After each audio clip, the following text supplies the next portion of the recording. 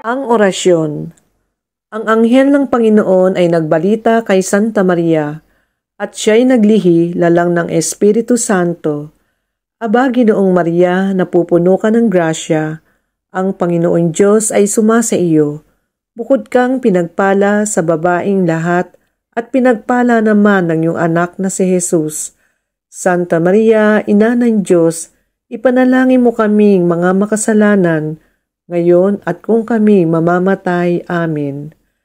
Narito ang alipin ng Panginoon. Maganap nawa sa akin ang ayon sa wika mo. Aba, Ginoong Maria, napupuno ka ng grasya, ang Panginoon Diyos ay sumasa iyo. Bukod kang pinagpala sa babaing lahat at pinagpala naman ang iyong anak na si Jesus.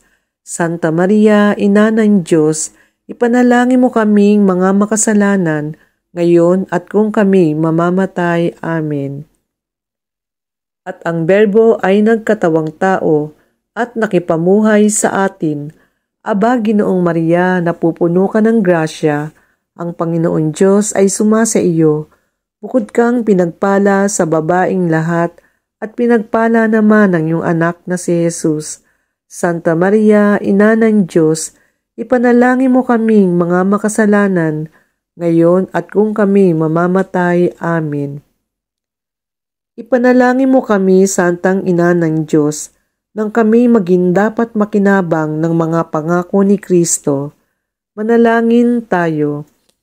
Panginoon naming Diyos, kasihan mo nawa ang aming mga kaluluwa ng iyong mahal na grasya at yayamang dahilan sa pamamalita ng anghel ay nakilala namin ang pagkakatawang tao ni Jesucristong anak mo, pakundangan sa mahal na sakit at pagkamatay niya sa krus, papakinabangin mo kami ng kanyang pagkabuhay na mag-uli sa kaluwalhatian sa langit, alang-alang kay Jesucristo na aming Panginoon. Amen.